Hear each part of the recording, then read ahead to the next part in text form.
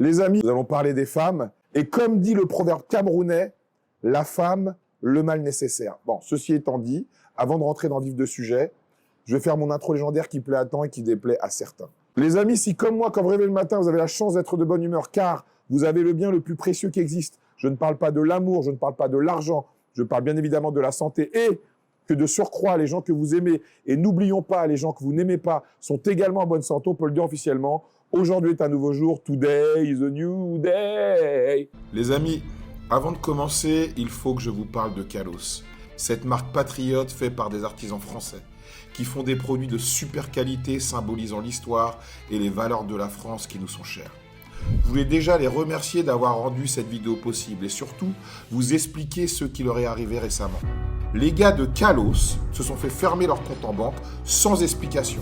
On leur a juste fait comprendre qu'une marque patriote n'était plus la bienvenue dans une banque française. Et oui, je suis aussi étonné que vous. Pourquoi se font-ils attaquer de la sorte? J'ai un élément de réponse à vous fournir.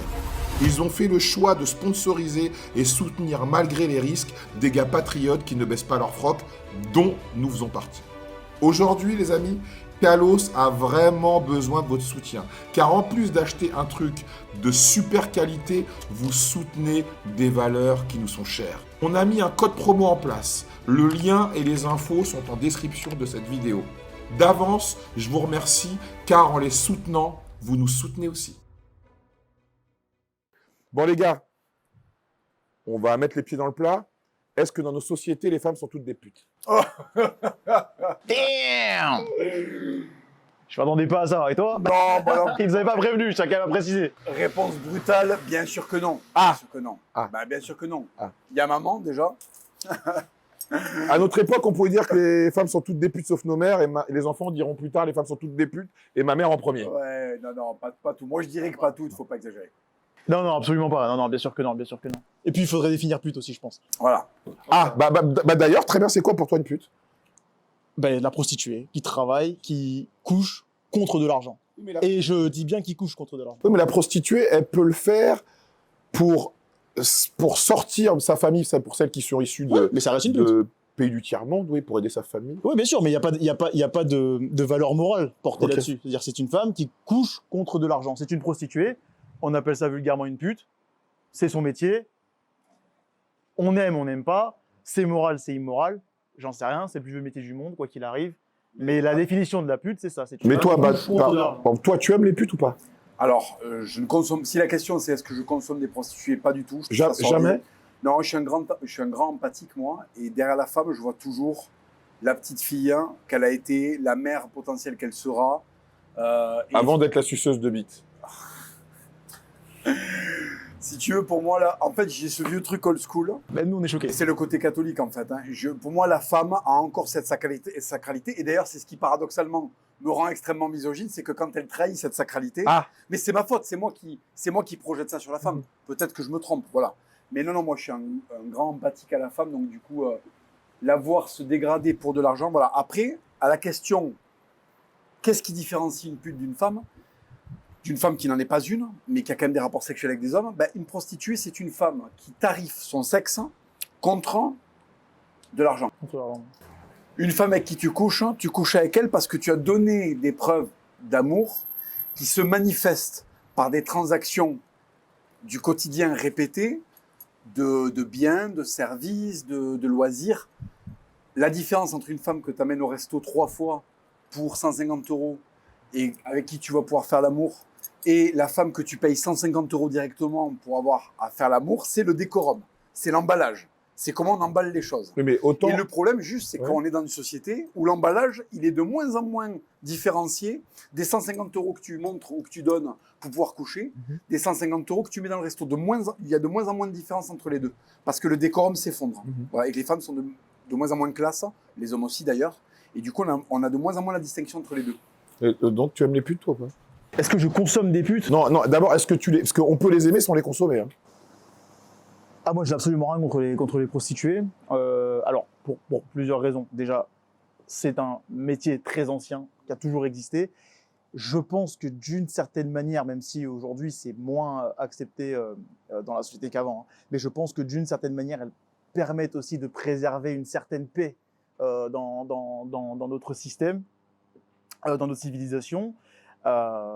Et écoute, si certaines femmes, parce que je sais qu'on a tendance à dire qu'il y a beaucoup de femmes évidemment qui se prostituent parce qu'elles n'ont pas le choix, parce que la vie a été difficile, parce que tout ça, mais je sais aussi que ce soit les prostituées ou des actrices porno, qu'il existe des femmes qui le font parce qu'elles aiment ça. Elles aiment ça à un niveau tel qu'elles se disent autant en faire mon métier. On peut critiquer ou pas, mais c'est une réalité qui existe et je pense qu'il faut aussi les mettre en avant. Est-ce que j'ai déjà consommé? J'ai consommé une fois, j'étais dans un FKK en République tchèque et je l'ai fait uniquement pour l'expérience. Je me suis dit, à cette époque-là, je ne suis pas forcément le mec qui galère le plus avec les femmes, parce qu'évidemment, hein, et là on peut en parler, mais notamment dans les banlieues françaises, énormément de mecs qui vraiment galèrent parce que physique, parce que situation sociale, etc., vont se dépuceler au bois de Boulogne. Ça, c'est très, très, très répandu dans les banlieues parisiennes.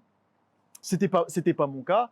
Je l'ai fait pour l'expérience, pour voir ce que c'est surtout, mais surtout, qu'est-ce que c'est que de consommer, que d'aller voir une prostituée dans un système où elle est en sécurité, dans un système où c'est accepté, où c'est légal et où elle est en sécurité, dans un système où si tu as le moindre mauvais geste et que tu fais la moindre connerie, tu as les agents de sécurité qui vont débarquer pour te péter les dents. Je voulais savoir ce que c'est et est-ce que j'ai vu des femmes épanouies? Je ne peux pas te le dire. J'ai pas eu des discussions suffisamment profondes avec elles, même si on a quand même discuté parce que ce qui m'intéresse, c'est vraiment d'essayer de découvrir au maximum qu'est-ce qu'elle vit, quoi. C'est quoi ta vie en tant que prostituée? Est-ce que j'ai vu des femmes épanouies? Je ne sais pas. J'ai pas la réponse à ça. Par contre, j'ai vu des femmes en sécurité. Contrairement à ce qu'on a en France, dans un système où c'est illégal. Mais chez nous, elles sont dans la rue, il fait froid, tout peut leur arriver. Elles sont absolument pas protégées ou protégées par des mecs qui leur veulent du mal. Et donc, voilà, c'est important pour moi de le voir. Moi, je rajouterais qu'on circonscrit la prostitution à l'acte de vendre, entre guillemets, son cul, hein, voilà, pour parler clairement, de vendre son cul contre de l'argent. Mais si tu veux, si on élargit le principe de prostitution en disant que tu fais un acte que la morale réprouve et qui devrait être un acte pur contre de l'argent, mais ce qui rentre dans la catégorie de la prostituée, de la pute, tu peux mettre les journalistes, tu peux mettre les politiciens, tu peux mettre les mecs qui n'assument pas leurs idéologies, tu peux mettre les mecs qui travaillent dans des boulots qu'ils détestent, qui sont traités comme des merdes par des patrons à qui ils sont obligés de lâcher le cul. Là aussi, tu es une prostituée. Parce qu'en fait, je trouve très facile de se défausser, de dire, tu sais, c'est devenu une insulte, espèce de pute. Tu vois, on le dit pas assez aux journalistes, tu vois. On le dit pas assez à d'autres personnes qui le font d'une autre manière. Et si tu veux, pour moi, la prostitution, c'est un champ très très élargi et je ne place pas la pute en bas. Il y a des mecs qui sont plus des putes que les putes. Tu vois ce que je veux dire? Et donc ces mecs-là n'ont pas le droit de traiter les femmes de putes ou en tout cas de se sentir moralement au-dessus, parce qu'en fait, ils sont en dessous. Parce qu'ils ont le choix. Tu vois, il y a certaines prostituées qui n'ont pas le choix.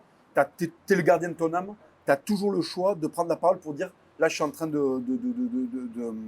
me parjurer, je suis en train d'être une merde. Et en fait, on est dans une société de putes à tous les niveaux, et pas seulement les femmes. C'est pour ça que j'ai demandé tout à l'heure, est-ce qu'on peut définir pute? Tout à fait. Effectivement, là, je le voyais partir. Ouais. Je le voyais penser aux journalistes de quotidien. Je savais qu'il allait déborder sur ce sujet-là. Et donc, je t'ai demandé avant, qu'est-ce qu'on appelle une pute? Mais bon. Et par rapport à la sexualisation extrême de la femme, parce que comme tu l'as dit très justement, la femme est vouée logiquement à être une mère de famille, potentiellement une grand-mère, une femme qui a un homme, et sa sexualisation fait d'elle une marchandise, au même titre que la prostituée, mais la prostituée le fait pour gagner de l'argent. Donc, on peut dire que d'une certaine manière, il y a un sens et une raison à cela. Mais qu'est-ce que vous pensez du fait qu'aujourd'hui, la femme est devenue une marchandise, se sexualise et ressemble plus à une actrice porno qui vend ses charmes pour de l'argent, au même titre que la prostituée? Qu'est-ce que vous pensez de ça? Mais qui sexualise la femme? Je dirais que c'est la société ou des modèles de la société, comme les artistes, je prends Cardi B, Karol G, dont la femme prend ces personnes-là comme modèle pour lui ressembler. C'est pas parce que, d'une certaine manière, l'homme attend ça d'elle. Moi, par mon prisme, c'est certains hommes. Moi, c'est ce que je pense, c'est que en fait, la femme aujourd'hui se cache derrière la libération féminine pour cautionner un comportement qui fait plaisir à l'homme, parce que, bon, évidemment, quand un homme il voit une femme à moitié dénudée, bon, ça l'excite et ça conforte le fait qu'il a envie d'avoir des relations sexuelles avec elle, et il peut penser que, vu qu'elle a ce type de comportement, c'est une femme plus légère qui peut avoir plus facilement. Mais d'un autre côté, l'homme voudra quand même une femme qui sera la future mère de ses enfants. Et ne voudra pas que la future mère de ses enfants ait ce comportement-là.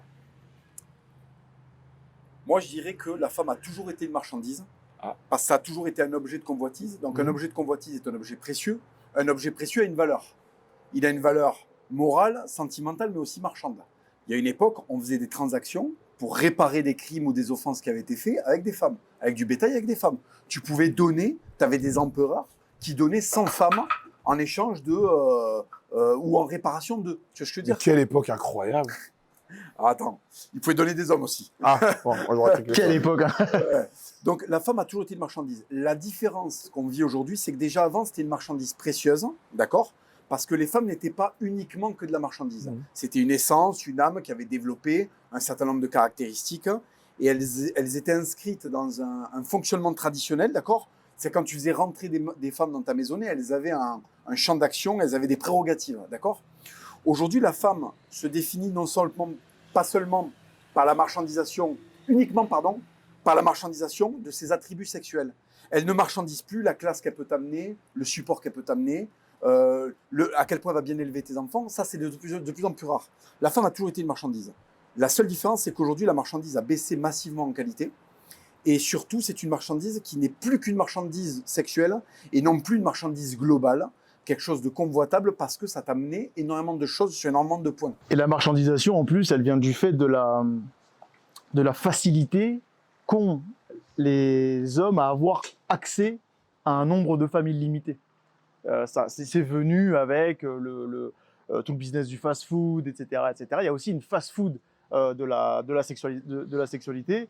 Et ça a participé à la marchandisation des femmes. Les Américains ont un terme pour ça qui s'appelle, ils disent ultimate currency, c'est-à-dire la monnaie ultime. Et ils partent du principe que tout ce que fait un homme dans sa vie, professionnellement, au niveau du sport, au niveau des ambitions, etc. Tout ce que fait un homme dans sa vie, c'est pour la monnaie ultime qui n'est pas le dollar, mais qui est en réalité la femme. Voilà. En fait, ouais, ce dont tu parles, c'est le consumérisme. C'est-à-dire qu'en fait, quand la femme est devenue un objet parmi d'autres dans le monde de consumérisme capitaliste sans morale, parce qu'en fait, le capitalisme, il existe depuis toujours, c'est de capitaliser. Quand tu fais des pompes, tu capitalises. Tu capitalises un physique qui te donne une valeur ajoutée. Elle est naturelle à l'homme. Ouais. Voilà, le capitalisme est corrélé à l'homme. C'est pour ça qu'il survivra toujours. Ce qui est arrivé maintenant, c'est le capitalisme de consommation. C'est-à-dire qu'en fait, tu te définis par ta capacité de consommation, mais y compris des trucs qui sont plus nécessaires, qui sont de l'apparat ou qui sont même, des fois, tu consommes par ennui, tu vois, bon. Et la femme s'est conformée à cette direction qu'a pris le capitalisme consumériste, et c'est devenu un objet qui n'a pas plus de valeur qu'une très très belle voiture. C'est qu'en fait, avant, l'objet femme, c'était la transaction de ta vie. C'est le choix de telle femme et le fait de pouvoir acquérir telle femme, c'est ce qui allait définir toutes les répercussions qu'il allait avoir dans le reste de ta vie, parce qu'on était mariés pour toute la vie, et puis surtout, dans la génétique que tu allais transmettre, l'éducation que tu allais... Donc ça concernait ta lignée. Donc si tu veux, c'était un objet principal. Aujourd'hui, tu peux hésiter entre t'offrir, entre guillemets, puisque c'est ça aujourd'hui qui se passe, tu peux t'offrir une femme à partir d'un certain niveau de statut social et de pognon, et tu peux choisir à la place de t'offrir un week-end ou une bagnole. Tu sais ce que je veux dire? C'est-à-dire qu'aujourd'hui, on en est là, tu vois. Parce qu'en même temps, on a simplifié l'accès à des femmes de tout horizon, tout comme on a simplifié aux femmes l'accès aux hommes de tout horizon. Encore une fois, tu n'es plus encarté dans ton village, sur Tinder, tu peux taper à 50 voire 60 km, tu peux même aller utiliser Tinder Passport et partir en Indonésie si tu habites dans la Creuse. Ça, c'est possible. Par contre, ça ne veut certainement pas dire que les hommes ont plus facilement accès aux femmes. C'est-à-dire que la quantité est là, mais la réalité, elle est que ça galère. Ça galère quand même à les pécho, mais pour d'autres raisons. Est-ce que vous pensez, il y a une idéologie d'un philosophe français dont je tairai le nom, qui dit qu'une femme, elle a son prime entre ses 14 et 20 ans. Là, tous les hommes la convoitent. Elle convoite pas, bien évidemment, les hommes de son âge, elle convoite les hommes qui ont 10 ou 15 ans de plus qu'elle. Passé un certain âge, vu qu'elle a eu beaucoup de relations, sa cote, comme tu le dis, sa cote baisse.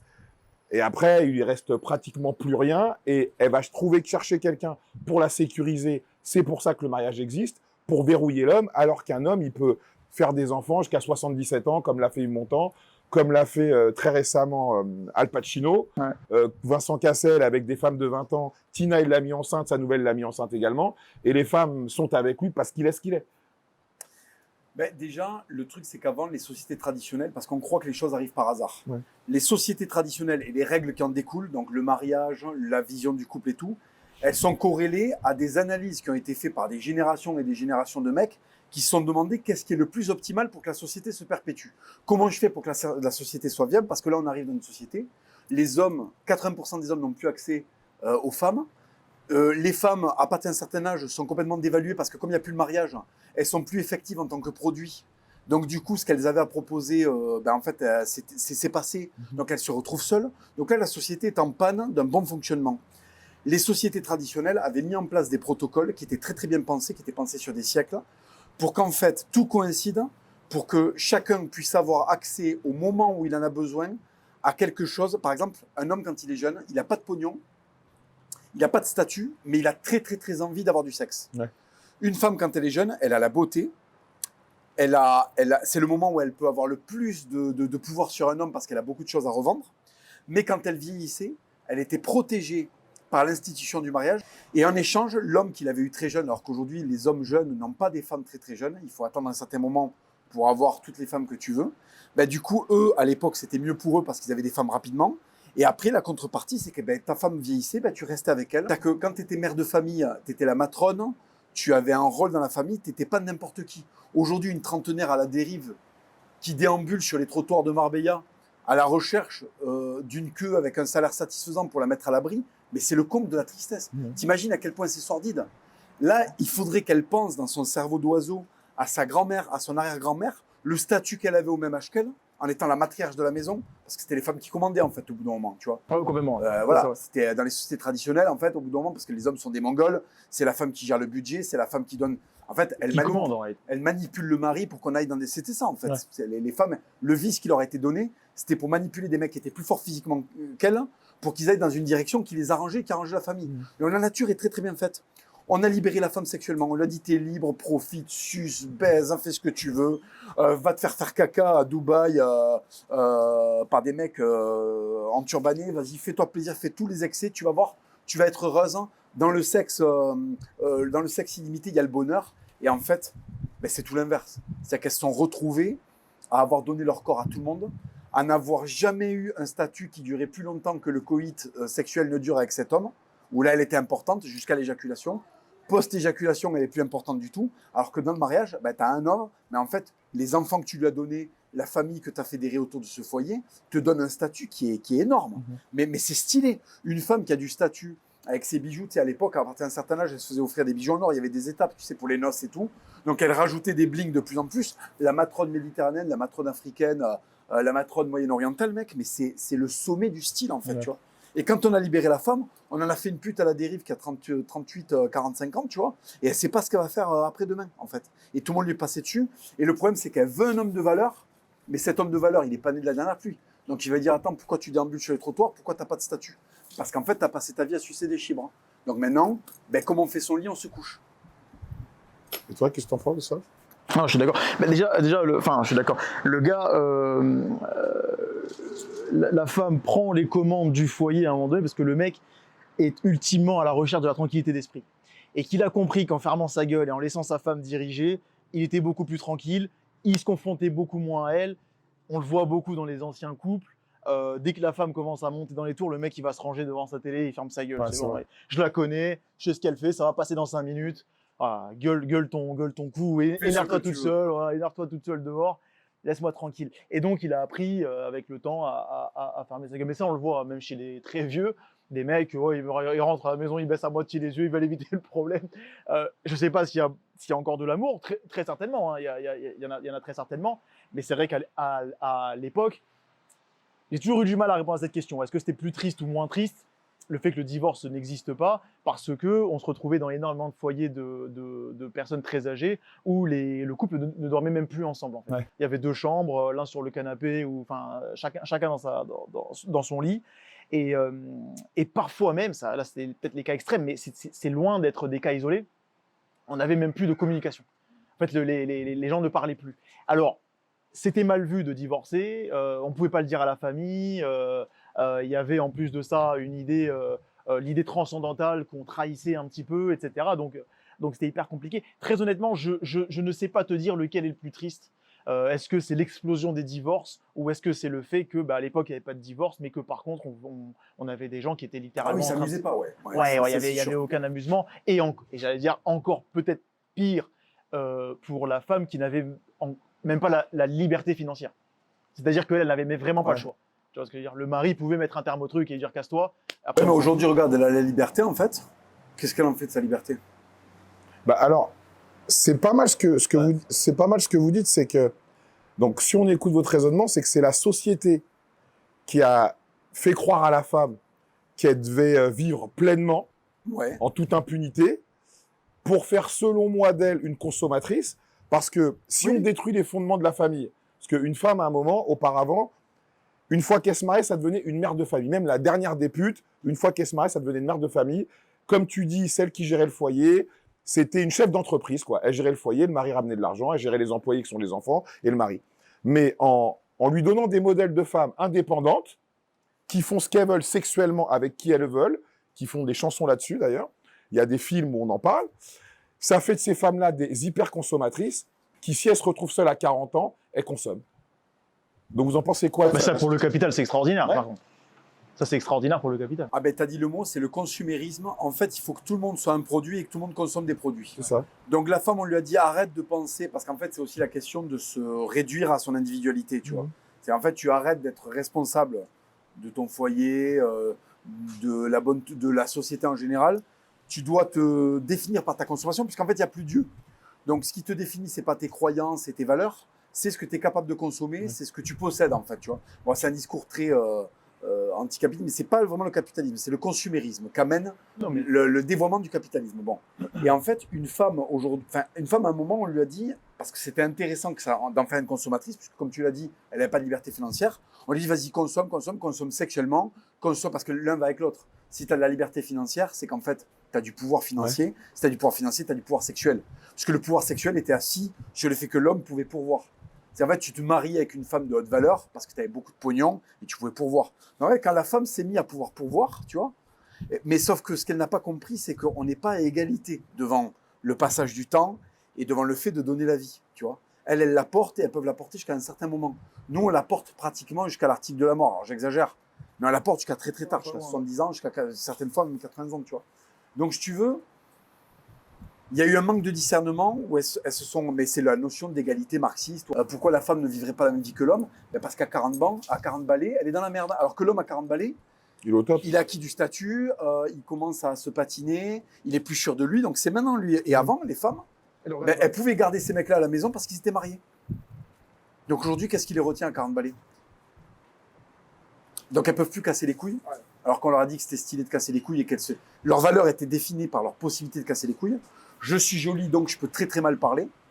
Mais à 40 balais, tu peux plus aussi mal parler que quand tu avais 20 ans. Absolument.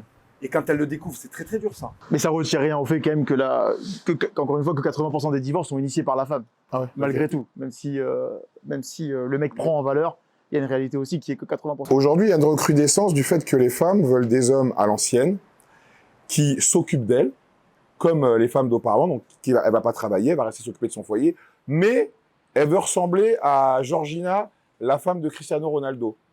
Donc, elles veulent des hommes à l'ancienne, mais elles, ce ne sont pas des femmes à l'ancienne. Ce sont des femmes qui ont des body counts assez élevés, qui s'habillent de manière légère, qui ont eu une indépendance. Donc, en gros, elle fait ce qu'elle veut quand elle a envie de le faire. Vous ne trouvez pas que c'est un peu le chat qui se mord la queue, comme on dit ? Non, j'allais dire que les hommes, c'est pareil, parce qu'en fait, les hommes qui veulent des femmes à l'ancienne, mais c'est pareil. Si on fait le constat sur les hommes, tu crois plus en Dieu, t'as plus les épaules pour être un patriarche, t'es globalement un trou du cul, économiquement tu tiendrais pas un foyer. Économiquement tu tiendrais pas la route. Ouais. Donc c'était des responsabilités qu'il y avait sur les épaules de nos grands-pères et tout quand même, tu vois, parce qu'on a tendance à nous présenter les sociétés traditionnelles comme la femme elle suce, elle fait la vaisselle et l'homme il allait dire non. L'homme il avait beaucoup de responsabilités. Donc si tu veux, en fait la femme elle a goûter aux fruits défendus, mais l'homme aussi. Donc on se retrouve dans un dialogue de faux semblants où les hommes disent ouais, je cherche un homme, une femme à l'ancienne, la femme dit ouais, je cherche un homme à l'ancienne, et en fait, aucun des deux n'est à l'ancienne. Ouais. Et ils se déguisent en mec à l'ancienne jusqu'à ce qu'en réalité, la nature profonde revienne, tu vois. Moi, je m'inclus dedans, tu vois. Moi, j'estime avoir des côtés de mec à l'ancienne, mais je suis comme les femmes, tu vois. J'ai eu une vie qui ne correspond pas à celle de mon grand-père. J'ai fréquenté d'autres femmes avant d'avoir une femme, donc ça laisse des empreintes dans le cerveau. La femme avec qui je vais être, à qui je demande d'être tradie, elle peut être tradie sur certains points, mais elle a un body count. Ouais. Donc à un moment, même si on joue le jeu, ça va sortir. Elle va mal me parler comme les femmes ne se permettraient pas de le faire dans les années trucs. Et là, moi, mon cerveau, il va se rappeler que j'ai accès à d'autres femmes. Donc en fait, je vais l'envoyer se faire foutre, en fait, tu vois. Donc tout explose. Et en fait, ce qui est très très dur à accepter, c'est qu'en fait, le verre, il est dans la pomme et la pomme, elle est pourrie. Et il y a pas, je suis pas sûr qu'il y ait des solutions. Je crois qu'il va y avoir quelques chanceux, mais je crois que globalement, on arrive à un moment où les paradigmes, enfin, le projet, il est plus possible. On est tous dans une impasse, femmes et hommes. Ouais, il va y avoir une minorité de chanceux qui vont tout rafler. Ça, c'est la réalité, mais on l'a déjà vérifié à travers les applications de rencontres qui sont carrément même en train de s'écrouler, mais ça, on en parlera peut-être tout à l'heure. Et ouais, non, il y a une réalité qui est que, évidemment, on voit clairement les différences entre les hommes et les femmes. Peut-être que c'est pas encore assimilé par tout le monde. Peut-être que ça aussi, ça pose un problème. Peut-être que les femmes ne s'en rendent pas compte. Peut-être que les hommes eux-mêmes ne s'en rendent pas compte. Je suis assez d'accord avec toi sur le fait que les hommes eux-mêmes disent être à la recherche de femmes traditionnelles. Les femmes ont eu un discours hyper féministe pendant un moment, et puis petit à petit, là, on est sur le début de ce qu'on appelle les fausses femmes traditionnelles.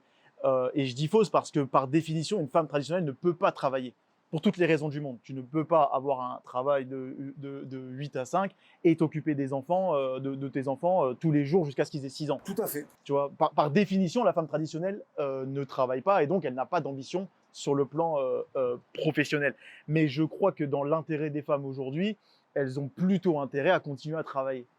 Oui, c'est vrai. Parce que les couples ne tiennent plus, parce que les mariages ne tiennent plus, et que si le mari se barre, tu vas te retrouver seul, sans travail, sans expérience. Et tu sais à quel point aujourd'hui, dans le milieu des entreprises et de l'emploi, c'est hyper compliqué quand tu n'as pas d'expérience.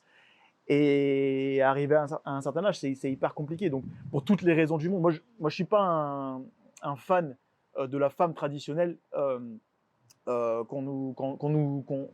qu'on nous la présente. Parce que ce qu'on oublie de dire aussi, c'est qu'elle coûte extrêmement cher, qu'on le veuille ou non. On en parlait encore tout à l'heure, mais tout ce qu'elle veut faire, tout ce que veut faire la femme traditionnelle, à un moment donné, il faut qu'il y ait un homme derrière pour lui payer. T'as pas envie qu'elle prenne pas soin de ses cheveux, t'as pas envie qu'elle prenne pas soin de son corps, de ses ongles, etc. Qu'elle n'aille pas se faire de temps en temps des spas ou je ne sais quoi pour prendre soin d'elle. Et ça, toutes ces choses-là, il faut absolument que tu... Alors je vais rebondir là-dessus, c'est que on a vu certaines jeunes femmes françaises dire sur des podcasts qu'il faut qu'un homme dépense pour elle 10 000 € par mois, sans compter le loyer. Non, mais juste pour elle, en fait. Juste pour elle, 10 000 € par mois. Et pour elle, ça, c'est normal qu'un mec dépense ça pour elle. Oui, mais Rob, moi, le problème que j'ai avec ça, c'est qu'en fait, on parle d'un 0,0001% de la population. Et je sais que sur Internet, c'est très compliqué de dire ça parce que c'est ce qu'on a l'habitude de voir sur les réseaux. On est sur TikTok, on est sur Instagram, on voit tout le temps ces influenceuses OnlyFans qui parlent comme ça. Ouais, moi, si un mec qui dépense pas 50 000 € la première soirée, il me parle pas, etc., etc. Et en fait, ça, ce n'est pas la norme. Qu'on le veuille ou non, ce n'est pas la norme. Et c'est pour ça aussi que j'essaie au maximum de mettre en avant, les gars, rencontrer des femmes de la vraie vie. Et je vous promets, ça va paraître fou, mais il y a 1 million de femmes en France qui sont dans les rues, qui sont dans les librairies, qui sont peut-être dans les supermarchés, qui ne sont même pas sur Instagram, Ouais, c'est vrai. qui n'ont même pas de profil Instagram. Je ne dirais pas qu'elles sont majoritaires, mais là où elles sont majoritaires, par contre, c'est qu'elles ne sont pas, absolument pas toutes influenceuses OnlyFans. Ouais. On parle d'un tout petit pourcentage, mais qui a l'air de représenter la majorité. Et je crois que toutes les dérives qu'il y a eu à travers la Red Pill, etc., viennent de là. Attention les mecs, nous on ne vit pas à Miami.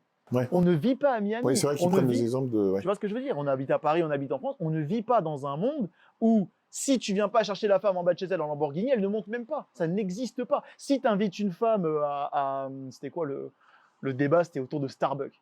Je n'ai jamais vu un monde où je dis à une meuf, vas-y, viens, on va boire un verre à Starbucks. Elle me dit, non, je vais pas à Starbucks, je suis pas une meuf qui va à Starbucks. Ça n'existe pas chez nous. Ça n'existe pas. Et si ça existe, c'est tellement infime qu'il y a de fortes chances pour qu'on ne la rencontre jamais, cette fille-là. Et après, je te laisse voir. Mais l'idée de cette dame, cette femme qui s'exprime, qui est une influenceuse OnlyFans et qui sait qu'en faisant le buzz, qu'en balançant des dingueries comme ça, elle va faire le buzz, on va parler d'elle. Si on parle d'elle, on va aller chercher son Insta. Si on cherche son Insta, on voit le lien Linktree. Si on voit le lien Linktree, on appuie sur le truc, on voit son compte mime. Et là, je connais ça par cœur, les gars. On voit le compte mime et on voit et on peut potentiellement la financer. Elle sait exactement ce qu'elle fait, mais elle ne représente absolument pas la majorité. Elle représente une extrême minorité. En fait, ce que tu as raison de souligner, et on tombe dans ce piège, c'est de penser que les réseaux définissent l'ère du temps. C'est ça. Et en fait, on oublie qu'il y a énormément de braves types et de braves filles qui sont de facture traditionnelle, entre guillemets, en tout cas en corrélation avec l'époque, ni dans la totalité de ses excès, ni dans la totalité justement du rejet de ses excès en étant extrêmement tradis ou alors extrêmement des putes. Ça, c'est une vérité aussi, c'est qu'on a un prisme déformant par-dessus. Par contre, tu as des grandes tendances où la femme est amenée à rentrer dans une nouvelle expression de la féminité, une nouvelle expression de vivre le couple. Cela ne concerne pas toutes les femmes, mais tu sens que c'est une politique, un air du temps qui les mène de plus en plus à arriver au point où on va être de plus en plus confronté à des femmes représentantes de ce côté très exagéré. Mais en réalité, c'est vrai qu'aujourd'hui, tu as plein de braves filles qui demandent qu'un truc, c'est de vivre quelque chose d'assez pur avec un homme, c'est vrai. Mais tu sais, je donne toujours un exemple, c'est que je ne conseille absolument à aucun mec, je parle pas aux femmes dans ce cas-là, mais je conseille absolument à aucun mec d'exploser le body count. Franchement, je ne vois pas l'intérêt. Moi, ça me passionne, mais enfin, je suis passionné par la séduction, mais c'est pas un truc, je vais jamais dire à quelqu'un, ouais, tu devrais baiser 150, ça n'a aucun sens. Par contre, il y a une réalité, c'est que j'ai fait beaucoup de dates, de rendez-vous avec des meufs. J'en ai fait vraiment beaucoup à Paris, particulièrement, et je vous le dis, une seule fois, sur toutes ces filles que j'ai rencontrées, une seule fois, je suis tombé sur une féministe trop extrême pour moi, qui m'a demandé, enfin qui m'a forcé à mettre un terme au rendez-vous au milieu du truc. Parce que c'était trop. Mais c'était une fille qui était encartée dans une association, qui vivait de ça, qui vivait à travers ça et qui n'avait que ça en tête. Mais t'imagines, sur toutes les filles qui existent à Paris, j'en ai rencontré une seule qui m'a fait dire un jour, non là franchement c'est trop pour moi. Mais c'est parce que c'est absolument pas la majorité. Et même les filles qu'on peut voir parfois s'exprimer sur les réseaux, sur Twitter en anonyme ou à travers Instagram, qui ont l'air comme ça. En fait, quand tu les rencontres dans la vraie vie, elles sont tout à fait normales. On a des discussions totalement calmes, tranquilles. On n'est pas du tout en train de se prendre la tête. Et elle peut, surtout quand tu ne l'emmènes pas sur ces sujets-là, et je suis désolé, mais l'homme dans cette situation est à 100% responsable des sujets qui sont amenés sur la table pendant le rendez-vous. L'homme est à 100% responsable. Si à un moment donné, ça commence à parler politique, féminisme, féminin, etc., que toi, en tant qu'homme, ça t'emmerde, c'est de ta faute.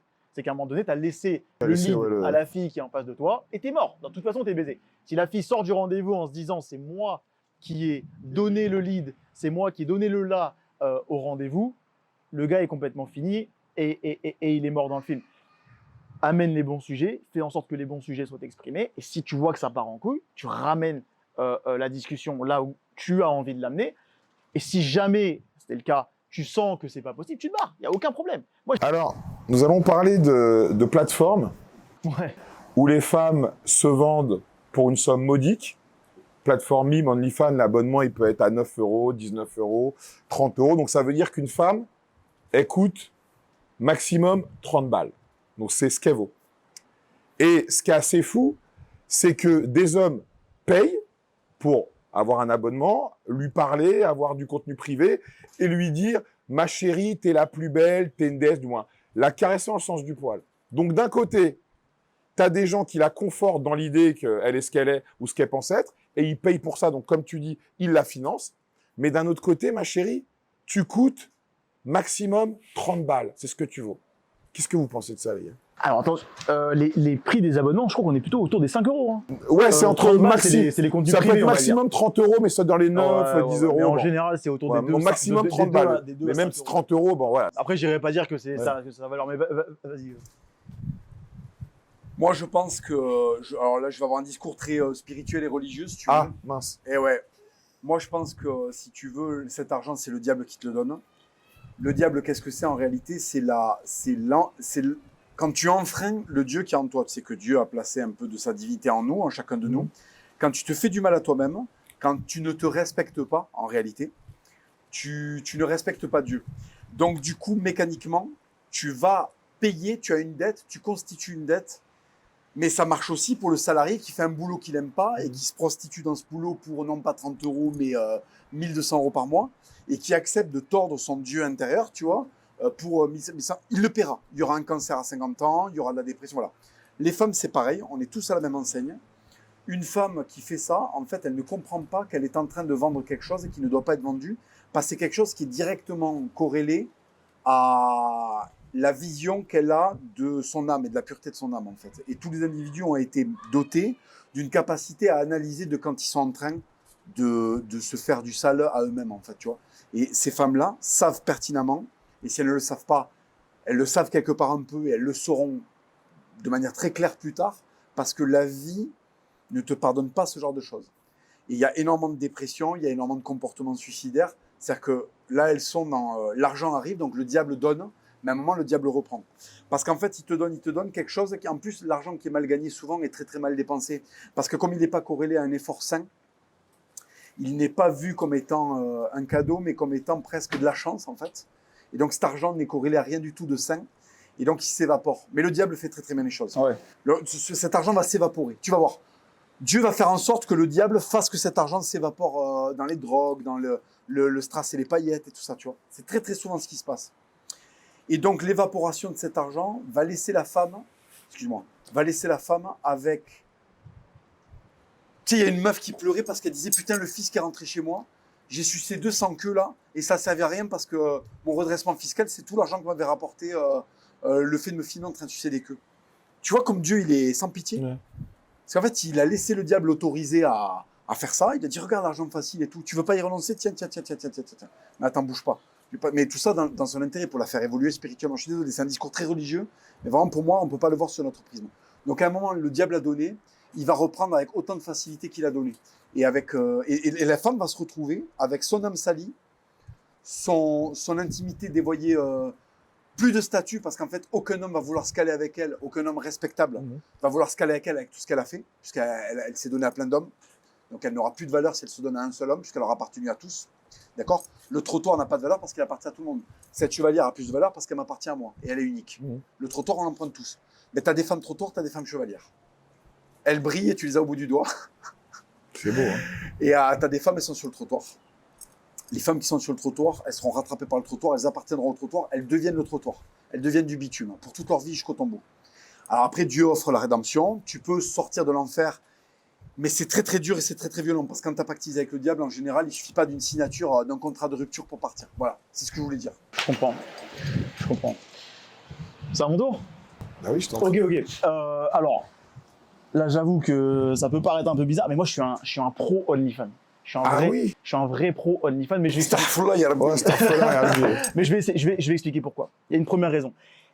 Dans un monde idéal, le porno serait réservé à OnlyFans.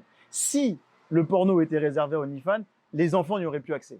Parce que je rappelle quand même, pour ceux qui ne le savent pas, que pour pouvoir accéder à OnlyFans, il faut carte bleue, ou mime, pièce d'identité. Ou mime, c'est pareil. C'est pareil, c'est la même chose. Mime OnlyFans, c'est la même chose.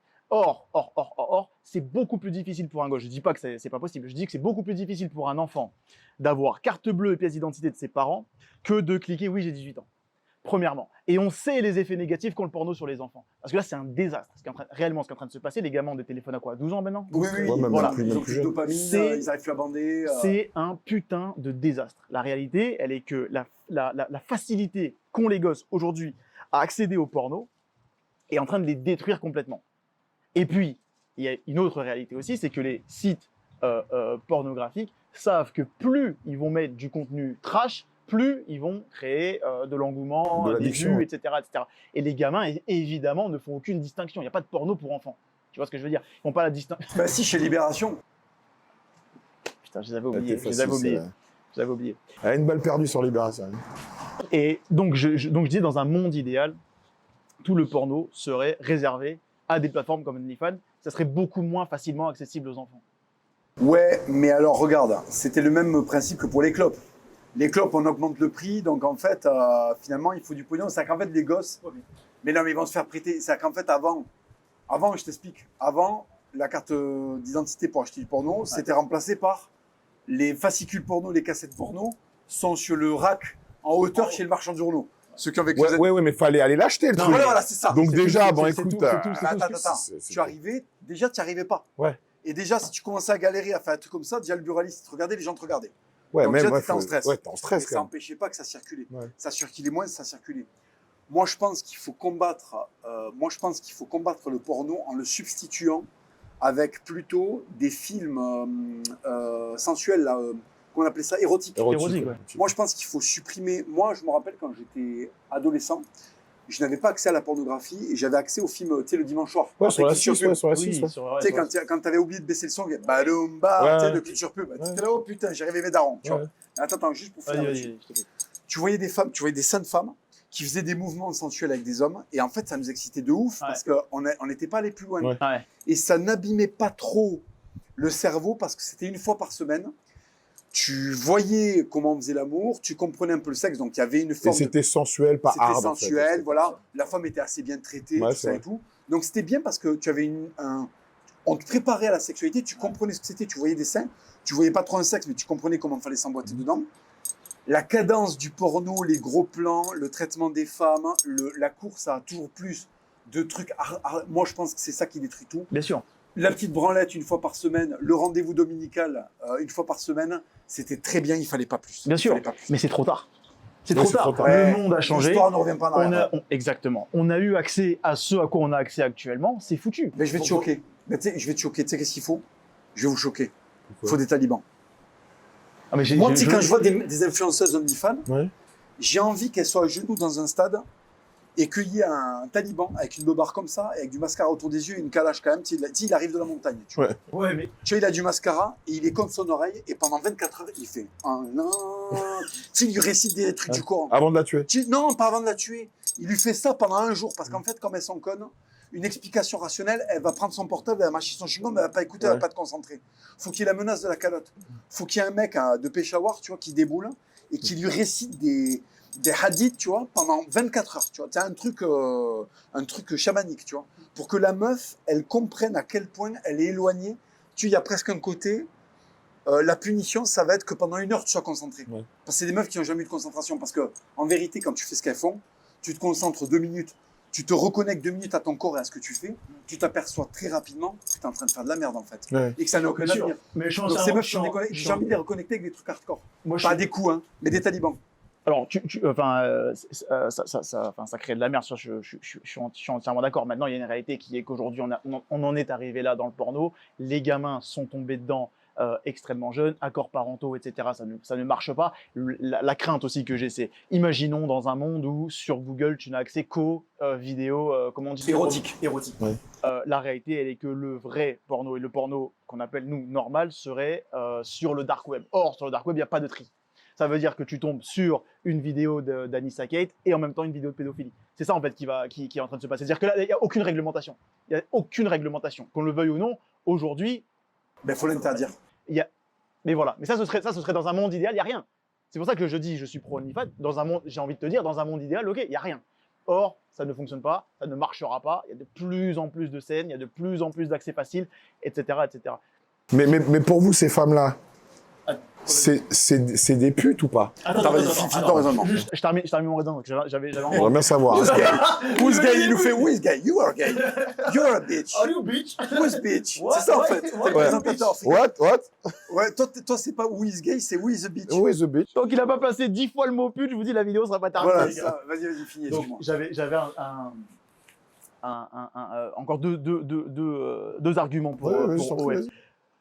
Le deuxième, on revient à ce que je disais tout à l'heure sur la capacité qu'ont les prostituées à préserver la tension qu'il y a dans nos civilisations. Il faut comprendre un truc avec OF, une énorme différence entre OnlyFans et les sites de pornographiques, c'est qu'en fait, les hommes n'achètent pas du contenu pornographique, les hommes achètent une fausse relation. Là, c'est terrible parce que ils ne sont pas en train de discuter avec la modèle, ils sont en train de discuter avec des Gabonais chatteurs, ou avec ouais. des chatteurs de pays, d'autres pays ou je ne sais où. Des brouteurs nigérians. Ils parlent avec des hommes en réalité, mais ils ne le savent pas. Je crois quand même que ça permet de les maintenir un peu. Parce que c'est des mecs, je ne connais pas personnellement un seul mec qui paye des abonnements OnlyFans. J'en connais aucun. Mais je suis persuadé qu'ils sont déjantés. Et d'ailleurs, c'est toujours le même entre guillemets, le même problème que j'entends souvent, c'est la femme sur OnlyFans, c'est une pute, c'est une dégénérée, etc. Mais on parle jamais des hommes qui consomment. Or, les vrais responsables sont les hommes qui consomment. Ah ben le marché obéit à une demande, il y a une offre qui se corrèle à la demande. S'il n'y avait pas d'hommes qui étaient prêts à mettre des centaines, voire des milliers d'euros sur OF, sur des femmes qui ne rencontreront jamais, qui ne rencontrent pas, etc., il n'y aurait même pas de marché. On ne discuterait même pas de ces femmes-là, elles n'existeraient pas. La réalité, encore une fois, l'homme prend quasiment l'entière responsabilité du problème. Il faut savoir un truc aussi sur OnlyFans, c'est que ça génère des milliards, mais c'est 5% des créatrices qui génèrent l'énorme majorité de l'argent. La plupart ne gagnent pas beaucoup d'argent. C'est-à-dire que 95, parce que tout à l'heure tu disais la facilité de poster des photos et gagner de l'argent. En réalité, aujourd'hui, c'est extrêmement difficile. On a même des anciennes meufs de télé-réalité, je ne vais pas les citer, mais d'anciennes meufs de télé-réalité qui faisaient des photos un peu en bikini sur OnlyFans et qui ont commencé à faire du nu parce que la concurrence est trop hard aujourd'hui. La concurrence est beaucoup trop hard. Et que comme les mecs, en réalité, ne sont pas intéressés par le sexe, ils sont intéressés par la relation. C'est ça qu'ils achètent sur OnlyFans. Eh ben, j'ai envie de te dire, montrer ton huc, etc. C'est pas vraiment ce qui m'intéresse. Moi, ce qui m'intéresse, c'est que fais-tu en dehors d'OnlyFans? À quel point t'es, comment on dit entertainement, divertissant. Voilà. À quel point t'es divertissante en dehors d'OnlyFans pour me donner envie d'entrer dans cette fausse relation avec toi, fausse relation rémunérée. Je pense quand même que ce truc qui est désastreux, de parler avec des chatteurs en pensant, c'est totalement désastreux. Je pense quand même que ça a toujours l'effet de préserver les mecs. Parce qu'on en parlait tout à l'heure, le jour où il y a une réelle frustration qui va se faire ressentir dans la société de la part des mecs, on ne touche même, là c'est même plus des questions d'argent, de prix d'essence, etc. Là on parle des couilles, ça part en couilles. Ça va partir dans tous les sens, ça va être inarrêtable. Alors je suis pas forcément d'accord avec toi parce que en fait avec le porno, ça te donne des idées, par exemple, que tu n'aurais jamais eues. Regarde, je vais vous raconter une histoire. Moi j'ai une de mes élèves, une brésilienne, elle est avec un Irlandais, et elle me dit un jour, elle prend son téléphone, et le mec lui arrache son téléphone des mains pour supprimer tout ce qu'elle avait regardé sur Safari. Elle a vu que c'était du porno. Et elle me dit, à ton avis, que c'est? Je dis, bah, je sais pas. Et le soir même, elle me dit, je sais ce que c'est. Je dis, bah, je sors les popcorn, dis-moi. Et le mec, en fait, il regardait du rim job. D'accord. Et donc, il était que sur rim job, c'est les mecs qui sont léchés le cul, quoi. Ouais. Mais des mecs par des meufs, pas par des mecs. Et donc, il était que sur cette rubrique-là. Ouais, mais c'est quand même pédé. Et je lui dis, ouais, mais à un moment, ça veut dire que ton mec, il a plus le droit de regarder du porno, en fait. Tu vas lui casser les couilles pour ça. Il t'a déjà demandé. Elle me dit non, bah, c'est peut-être son jardin secret à lui. Mais, le rim job, comment tu finis par le regarder? Parce qu'on te le propose. Oui, parce que parce qu'on te le propose. Non, là, t'es en train de. Non, c'est parce qu'on te le propose. Non. Le mec, il a peut-être jamais eu idée qu'on lui lèche le cul. Attends, un mec normal, ça te dirait que je t'encule? Puisque vous le proposez. Attends. Des mecs qui finissent par. Demandez si gentiment. Oui. Non, attends, des mecs. Non, mais là, t'es en train de l'excuser. Non, c'est des rubriques, on peut te le proposer. Non, attends. Après, je vais si à un répondre à ce que moment, tu dis. le mec, dans son cerveau, tu sais, les synapses se connectent pour fabriquer de l'excitation. Pour toi, c'est un truc de PD, ça? Mais bien sûr. Bon, bah, non, mais c'est pas. Dans les commentaires, dites si vous faites lécher le cul par votre meuf ou par une autre meuf, vous êtes PD. Je voudrais bien savoir. Joker. Déjà, t'as un mal. Non, un Joker, frérot, commence par tu le fais, toi. Mais arrête tes conneries. Il se fait. Et il regarde pas comme ça, qu'est-ce qu'il veut? Les jambes écartées ou à quatre pattes, en train de se faire traire, en train de se faire traire comme une vache. Mais j'ai l'image, j'arrête, j'ai l'image. C'est sûr qu'il le fait.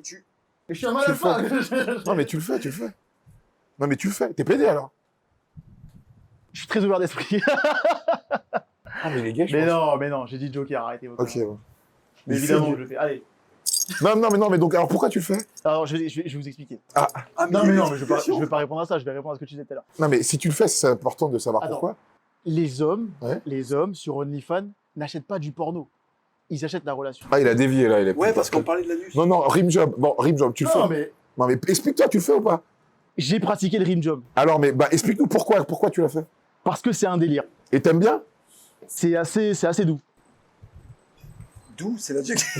Les mecs, j'ai envie de vomir.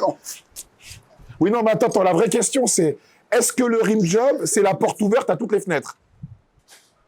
Quand elle a commencé à sortir le truc. Non, je rigole. Mais non. Mais non, mais si ton cerveau.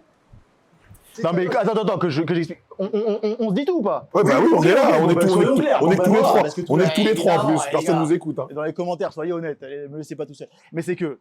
Il y a une réalité qui est que quand, par la bouche, la fille commence à passer de ton sexe À tes couilles. À tes couilles et puis à ce qui se passe en dessous pour je ne sais quelle opération du Saint-Esprit. Alors, certains vont dire le point G, certains vont dire une zone extrêmement érogène, etc. Pour je ne sais quelle opération du Saint-Esprit, tu commences à avoir des frissons. Ah, ok. Et donc, tu te dis, mais d'où viennent ces frissons? Bah, de ton cul, de ton cul, pas du Saint-Esprit. Hein. Je te confirme.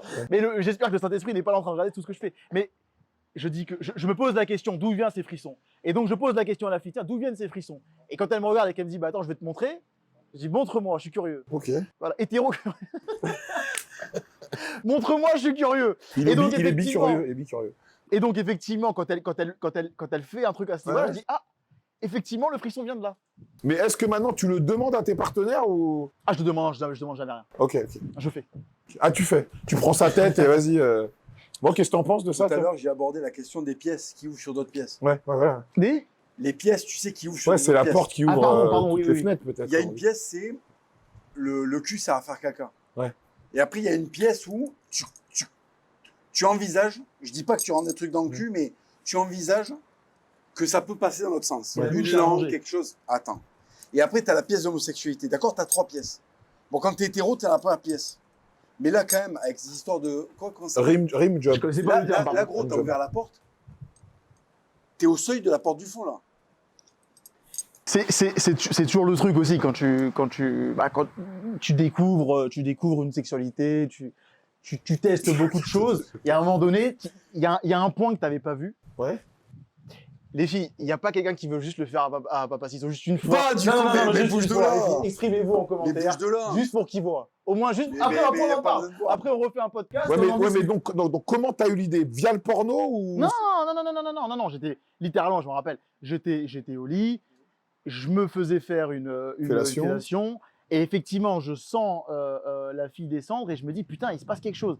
Je ressens quelque chose. Okay. Qu'est-ce qui se passe? Je demande à la fille, que se passe-t-il, madame? Et elle me dit, attends, je vais te montrer ce qui se passe.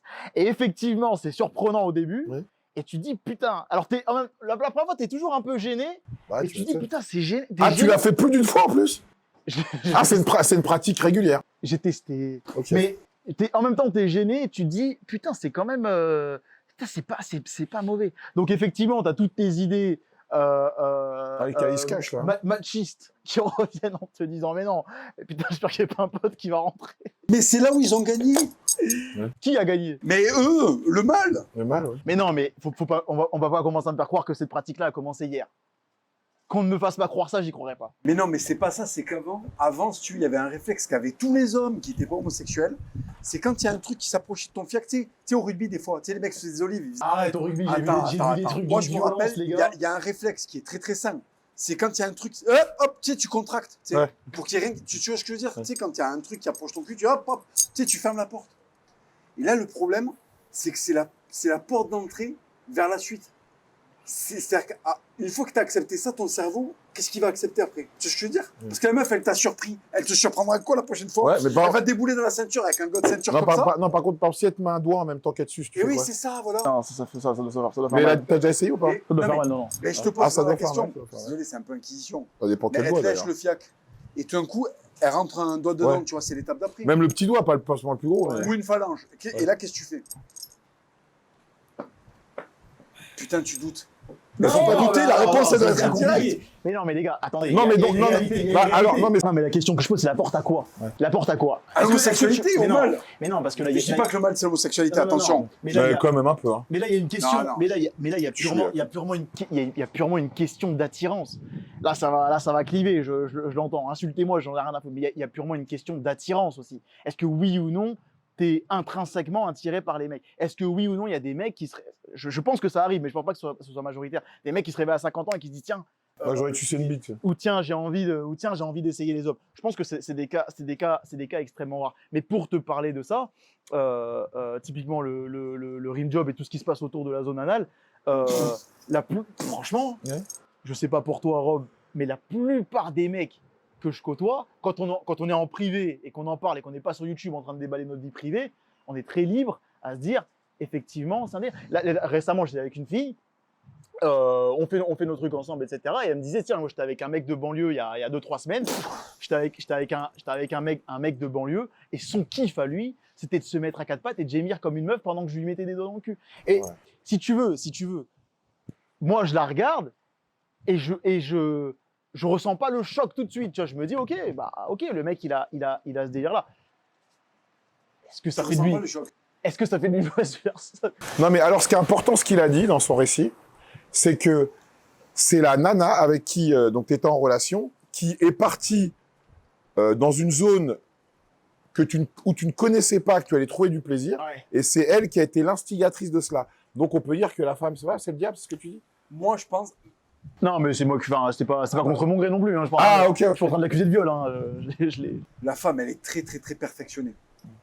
Elle peut pas être une patate pour te détruire. Ouais. Pas toute, ouais. Mais elle peut te lécher le cul. Tu sais comment elle peut faire pour te détruire? Elle peut. Elle peut déjà te dire qu'il y a un mec de stage, je le mets à 4 pattes, je lui mets des doigts et une comme. Tu sais, comme ça te prépare physiquement. Ça te prépare un peu, tu vois. En fait, elle beurre. Prépare psychologiquement. Elle commence à prendre la noisette. Écoute-moi bien. Vraiment, je te jure. La meuf, elle est en train de te préparer à accepter dans un coin de ton cerveau qui était verrouillé à double tour que quelque part, tu es un peu homosexuel. Parce que c'est ça un peu. Quelque part, l'anus, c'est pas le fruit défendu, tu vois.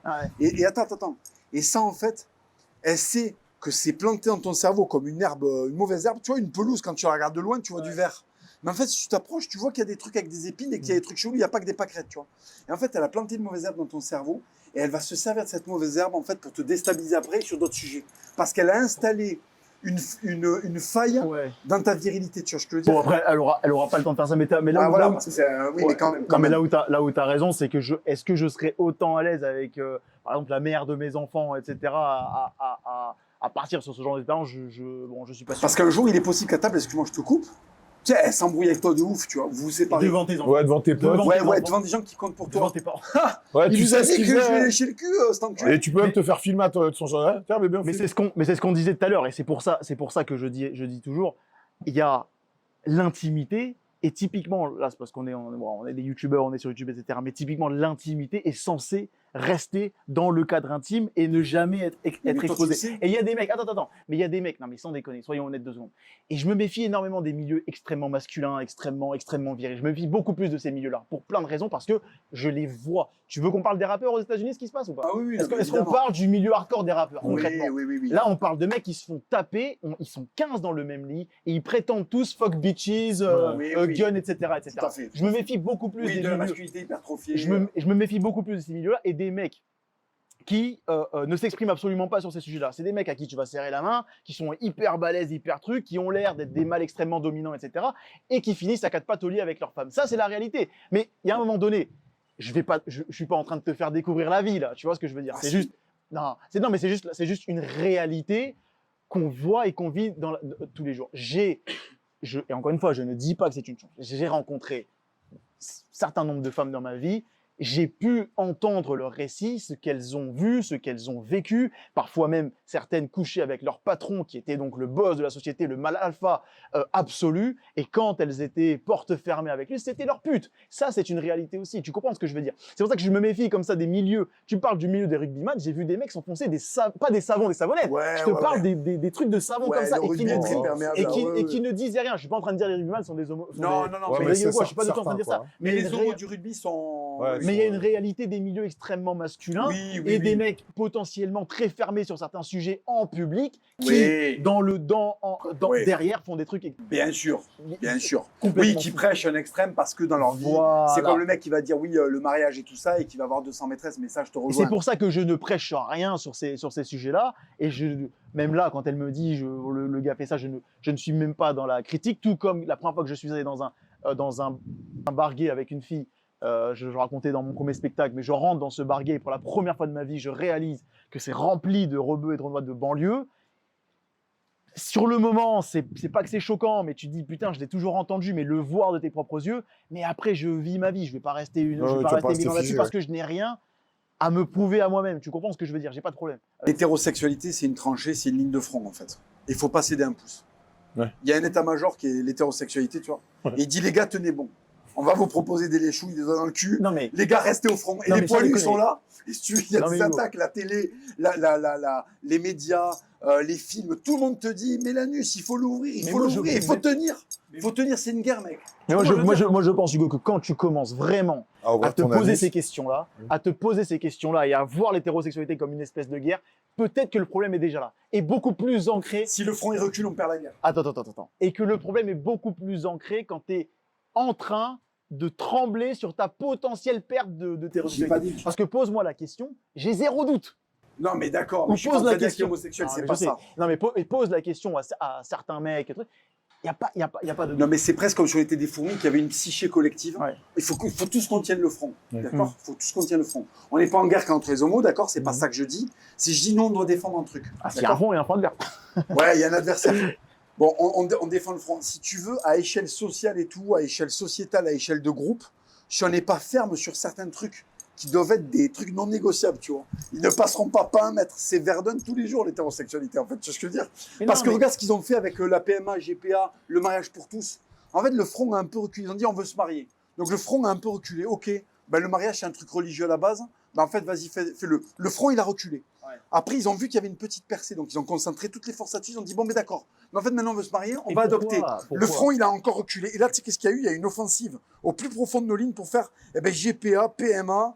Et bientôt, ce sera, je sais pas quoi, l'amour avec les enfants et tout. C'est parce qu'on a quitté, la zone de l'intimité. C'est tout. Même dans l'intimité, il faut tenir. Non, mais attends, ces sujets-là ne sont pas des sujets qu'on devrait pouvoir exposer comme ça sur la place publique, et encore moins politiquement.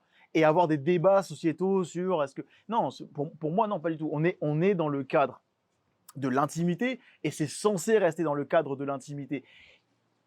À partir du moment où tu ne trembles pas sur tes positions, où tu n'as aucun doute sur le truc, mais sans déconner, je pense honnêtement que tout homme sur Terre, et peut-être encore plus aujourd'hui, s'est peut-être posé la question de savoir est-ce que oui ou non je suis attiré par les hommes. Je pense dans la jamais. Ok, ben moi très certainement. Ah, tu t'es posé la question? Non, mais quand je dis moi, c'est mon entourage. On s'est à un moment donné. Ton pote. Ah, vous avez en moment posé la question? C'est ton pote, mec. C'est posé la question avec des potes à toi? J'ai 15-16 ans, j'en entends parler tous les jours, et je vois que le truc est en train de se... est franchement pas mal répandu. Ouais. Parce que quand je regarde une série, quand je regarde un film, un couple sur deux est homosexuel, il y a un moment donné où dans mon esprit, je me dis, bah, peut-être que... Mais c'est parce qu'ils touchent au but. Non, mais parce que, bien sûr qu'ils ont touché au but. Ouais. Mais je crois qu'à un moment donné, inconsciemment ou consciemment, c'est pas un truc qui va durer 4 mois, mais tu te dis, tiens, est-ce que moi aussi je fais partie de ce truc-là? La réponse, elle est non, et elle est définitive. Mais tu passes à autre chose, ça dure 2 minutes. Mais tu passes à autre chose. Mais... 2 minutes, c'est long. Ouais. Ok, 1 minute 30. Mais tu passes à autre chose, tu comprends ce que je veux dire? Ils ont... Il y a eu un projet, parce que là, c'est purement politique. Il y a eu un projet où, effectivement, on nous a fait voir cette forme de société, et notre cerveau ne faisant pas forcément la distinction, parce que, et ça, ils le savent, c'est comme ça, on ne fait pas la distinction entre ce qu'on voit sur les réseaux et notre vraie vie à nous. On se dit, bah, ok, bah, peut-être qu'il y a autant d'homosexualité que d'hétérosexualité, donc peut-être que toi aussi, si tu te posais la question, et puis boum, et puis non, en fait, tu vois, il y a absolument, j'en parle avec mes potes gays, et les gars, je leur pose la question, les frères, il y a quoi d'attirant chez un homme? Tout est extrêmement attirant chez une femme. Je crois que en termes d'œuvre artistique, on ne battra jamais la beauté. C'est invincible, c'est imbattable, c'est complètement imbattable. C'est ce que je pense, et c'est ce que je suis au fond de moi. À partir de ce moment-là, zéro doute sur mon hétérosexualité. Absolument pas, je ne souhaite pas tenir le discours comme ça, face cam, hyper viril, parce que les mecs qui l'ont fait, le moindre truc qu'on a découvert sur eux, ça a déclenché leur downfall. Bah, c'est pas automatique non plus, parce que c'est pas tous les mecs qui défendent la virilité ou la masculinité sont des énormes deps. Non, pas du tout. Je dis juste, et d'ailleurs, quand ils en trouvent, ils les mettent en avant en disant regardez. Prends les extrêmes, voilà, prends les extrêmes de ces gars-là. Encore une fois, tu prends, on parlait de certains milieux du rugby, de certains milieux. Pardon les gars, certains milieux chez les pompiers, on est honnête, voilà, on est honnête. Je suis pas en train de dire que tous les pompiers sont dedans, etc. Je dis juste que certains trucs chez les pompiers qui se passent et qui se sont passés, tout le monde est au courant. Dans les équipes de football, parce que les mecs grandissent entre eux, parce qu'ils sont enfermés entre eux, etc., etc. Et ce qu'on est en train de découvrir actuellement chez les rappeurs, et c'est pas n'importe qui les rappeurs, le message extrêmement viril qu'ils véhiculent et qui ont eu un impact en plus chez les jeunes et chez les jeunes de banlieue, qui a potentiellement participer aussi au dénigrement d'une certaine vision de la femme, etc. Et ben, regardez clairement, concrètement ce qui se passe quand ils sont dans leur intimité. Ça a été exposé au grand jour, le FBI s'en est chargé, les médias s'en sont chargés, et regardez ce que c'est, concrètement. Pour revenir sur les femmes, ça c'était vraiment une belle aparté, le Rim Job. C'est vrai je savais pas qu'on allait aller jusque-là en parlant La Tu me mésaventure demandes de d'être ma honnête, cliente. on dit. Non, franchement, ouais, rim job. Et je kiffe les pieds aussi, ça vous intéresse ça ou pas? Oh, on va aller sur les pieds. Donc, auparavant, les modèles féminins, c'était des femmes comme Farah Fawcett des années 70, une femme qui mettait en avant sa chevelure, pantalon pas de def, t-shirt jusque-là. Après, on a eu Lady Diana, donc Lady Diana, cheveux courts, une princesse, donc qui faisait rêver toutes les femmes. Après, on a eu Pamela Anderson, qui était vraiment très sexuelle, mais malgré ça, toutes les femmes ne pouvaient pas s'identifier parce qu'elle était blonde, peroxydée, donc une femme noire ne pouvait pas s'identifier à elle. Et après, on a eu Kim Kardashian, qui est la femme méditerranéenne, donc la fille arabe peut s'identifier à elle, la latina peut s'identifier à elle, la brune, l'italienne, l'espagnole, avec des formes, on va dire, qui sont... Le bas du corps, c'est les formes d'une africaine, et le haut du corps, c'est plutôt les formes d'une caucasienne. Nez fin, bouche pulpeuse, et bien évidemment avec un peu de chirurgie. Et c'est cette femme-là qui a emmené toute une génération. Elle s'est fait connaître grâce à un film porno avec un chanteur de R&B qui est le frère de Brandy Reggie. Donc, c'est toute une symbole que la madrina des années 2000-2010 soit fait connaître en se faisant baiser vulgairement dans une vidéo par un noir. Donc, qu'est-ce que tu penses de ça? Quel bâtard! Allez, passe le cerveau. Laisse-moi me prendre un café maintenant. Mais non, mais qu'est-ce que je pense? C'est qu'en fait, le problème aussi, c'est qu'il y a un effondrement du goût. D'accord? T'as des Crocs, là, par exemple. Ouais, j'adore. C'est trop bien. Il y a un effondrement du goût global qui fait que, en fait, on n'a plus de standards. Mais tu sais, on en a parlé de ça, des standards par rapport au boulot que je veux faire, par rapport à la manière dont je veux qu'on me traite, par rapport à la femme que je veux, ce que j'attends d'une femme, par rapport à moi-même, ce que je me demande à moi-même. L'esthétisme en général. Ouais, c'est ça, tu vois. Est-ce que je me laisse devenir une merde ou est-ce que j'ai des standards, tu vois, comment je m'alimente et tout bon. Et si tu veux, dans l'effondrement global des standards, en fait, ben, les femmes aussi se sont effondrées, tout comme les hommes, tu vois. Et aujourd'hui, en fait, on n'a plus de goût. C'est comme les mecs, par exemple, qui n'ont pas la culture du vin, qui font pas la diff entre... Tu vois, le mec qui va lui servir du vin, il va mettre de la limonade dedans pour ajouter un peu de sucre, tu vois. Il n'a pas compris qu'il y a tout un art, tu le tournes dans le verre, tu le goûtes, il y a tout un truc, tu vois, il y a la question du cépage, tout ça. Enfin, voilà. Une femme, avant, quand tu fantasmais une femme, tu fantasmais ce qu'elle représentait. Tu vois, l'actrice, c'était un corps, c'était un visage, c'était une expression, une manière de fumer. Un rôle. C'était un rôle qui avait été marquant. C'était une manière de gérer parce qu'il y a des acteurs qui étaient des parangons de virilité, tu vois. Et comment elles interagissaient avec ça. Et c'était magique, tu vois. Tu voyais des femmes qui étaient comment ça s'appelle, des félins, tu vois. Et qui avaient beaucoup de classe. Hein, et qui interagissaient dans des films où il y avait des dialogues avec du vocabulaire, avec des hommes qui avaient la classe. Ouais. Rock Hudson, qui était homosexuel d'ailleurs. Ouais, absolument. Ouais. Rock Hudson, super acteur que j'aime beaucoup, dans Géant. Bon, c'est le Tchad absolu, tu vois, il a un portrait comme ça.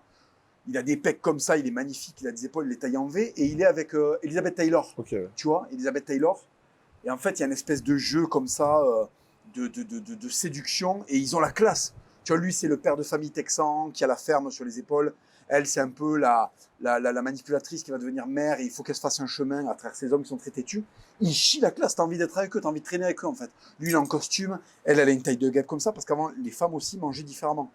Elles avaient des physiques, nos grands-mères étaient mieux foutues, contrairement à ce qu'on pense, quand elles étaient jeunes, avec l'alimentation qu'elles avaient, le boulot physique, elles étaient mieux foutues que les meufs de leur âge maintenant. Hein. Ouais. Elles avaient des physiques de taré. Remplies de cellulite. Ben, c'était que des trucs, elles bouffaient bio. Ouais. Elles avaient des tailles comme ça parce qu'elles travaillaient physiquement, elles étaient magnifiques à 20 balais. Et si tu veux, avant, on avait envie de femmes comme ça. Donc, ça hissait la société vers le haut. Tu sais, les femmes voulaient ressembler à Elizabeth Taylor. Ouais. Donc, elles se parfumaient, s'habillaient bien. Ouais, les hommes, ils se disaient, je peux pas aller voir une femme habillée comme un clodo. Il faut que je ressemble un peu à Rock Hudson. Chemise, pour de veste. Ouais. En fait, ils se donnaient du respect mutuel. Et du coup, le standard, il était comme ça. Donc, il y a des trucs, quand tu es bien habillé, tu peux pas les faire. Une meuf peut pas twerker si c'est Elizabeth Taylor. Un homme peut pas faire wesh... en étant complètement avachi, s'il est en costume et que c'est Rock Hudson, tu vois. Donc, si tu veux, les standards étaient tellement hauts qu'il n'y avait pas de laisser-aller. Et l'Occident est rentré dans un laisser-aller. Et aujourd'hui, les femmes elles ont de moins en moins de valeur parce qu'elles ont de moins en moins de standards. Et c'est pareil pour les hommes. Hein. Donc, si tu veux, il y a un effondrement de ça. Et ces femmes-là, en fait, t'as plus... Oui, pour le côté sexuel, mais une fois que c'est passé, tu vois, qu'est-ce qui reste? Parce que excuse-moi, je suis un peu long, mais l'Elizabeth Taylor, la Raquel Walsh... la Vonetta McGee, tout ça, une fois que tu avais fini d'éjaculer, putain, tu étais avec une femme. Tu as envie de l'amener au resto. Tu vas écouter ce qu'elle a à dire pendant le repas. Bon, jusqu'à un certain point. Mais tu vois ce que je veux dire? tu vas avoir des interactions, ça va être la classe. Il y a un côté représentation du couple et tout, c'est stylé, tu vois. Avec les meufs modernes, qu'est-ce que tu veux faire? C'est des demeurés. Elles sont sur le téléphone portable, elles n'ont aucune discussion. Tu lui dis, ouais, gna gna, le Congo, elle te demande c'est où le Congo. Ça, c'est l'américaine, attention. Ouais. À distinguer de l'européenne, quand même. Ouais, c'est vrai, Elle va dire prends-moi en photo, tu peux me prendre en photo s'il te plaît? Ouais, Prends-moi en ouais, photo. Elle part aux toilettes pendant 40 minutes. Pourquoi? Parce qu'elle se prenait en photo. ouais. Classique. Oh, j'aimerais trop un loulou de Poméranie. Ouais, mais elles se prennent en photo dans les toilettes de restaurants. Tu vois, les femmes avant, elles te demandaient des trucs qui pèsent. Elles te disaient, j'aimerais bien avoir un louis d'or, un bijou en louis d'or. J'aimerais que tu m'offres un louis d'or. Aujourd'hui, elles veulent Un Birkin. Ouais. Ouais, je suis. Bon, et si tu veux, le problème aussi, il y a un truc aussi, c'est que, en fait, le problème du legging, c'est que tu vois tout. Ouais. Et en fait, quand elle la lève, ben, il y a. Bah, t'es déçu. Ouais, parce t'es qu'avant, déçu. elles avaient des couches de vêtements. Ouais. Il y a certaines scènes où les vieilles actrices, elles enlèvent le veston, tu fais enculer, mais Ouais. c'est un bombardier. Oui, en fait, toi, tu te rendais pas compte de Ouais, leur physique. il y a ouais, des c'est obus de 50 avec une taille comme ça. Ouais, tu c'est fais, oula, attends. vrai. on va bombarder Maintenant, qui, tu là vois tout, donc Ouais. tu vois tout. C'est fini, en fait. Et les gars, c'est pareil, c'est des cucks avec des houpettes, ils n'ont plus rien à raconter. Ils n'ont plus de parcours. Il y a aussi ça, tu vois, les gens n'ont plus de parcours. Ils n'ont plus rien à raconter. Voilà, excusez-moi, j'étais très long. Alors la question, c'est pas par rapport à Kim Kardashian, mais est-ce qu'on parle de ces femmes érigées en modèle ou est-ce qu'on parle des femmes dites modernes en général? Non, on parle surtout de l'évolution de ce qu'était Les standards la de beauté. auparavant et aujourd'hui. Ouais, alors déjà, on sait ce qu'on disait tout à l'heure, mais c'est que Kim Kardashian, elle a uniformisé beaucoup de femmes. C'est-à-dire qu'en fait, on fait même plus la distinction entre une femme maghrébine, latina, brune italienne, Espagnole, française même. etc. Ou même ouais. femme de l'Est également, Ouais. femme de l'Est qui est brune. Ouais. Donc elles veulent toutes se ressembler du coup. Parce que j'y connais rien en make-up, hein, en maquillage, mais il y a le truc qui s'appelle le contouring. Contouring, Il y a ouais. une technique de maquillage qui fait que donc les joues sont plus creusées, Ouais. les yeux sont Le plus nez larges, moins etc. épaté. Le nez moins épaté, etc. Et comme quand les femmes ont compris comment fonctionnait le contouring et qu'elles ont vu les effets énormes sur leur Attention, beauté le contouring à la base, c'est un maquillage qui est fait pour les shootings photos. Ou pour les clips. Tricher Donc, ouais. une fois. Voilà, Mais c'est pour la lumière en fait. Mais C'est oui, pour la bien sûr. lumière. C'est pas Et- pour sortir en boîte. Ouais. C'est pas pour aller à la salle de sport. C'est pas pour aller au restaurant. Et ce que je vois aussi beaucoup aujourd'hui, et je ne sais pas si c'était le cas avant, mais je ne pense pas, c'est les femmes qui mettent des reflecteurs de lumière sur leur peau. Ah, ok, Alors, je sais pas. par exemple, la femme noire, ça va être des reflecteurs plutôt dorés. Ok. Et la femme blanche plutôt argentée, parce Ok. que la lumière reflète mieux, etc.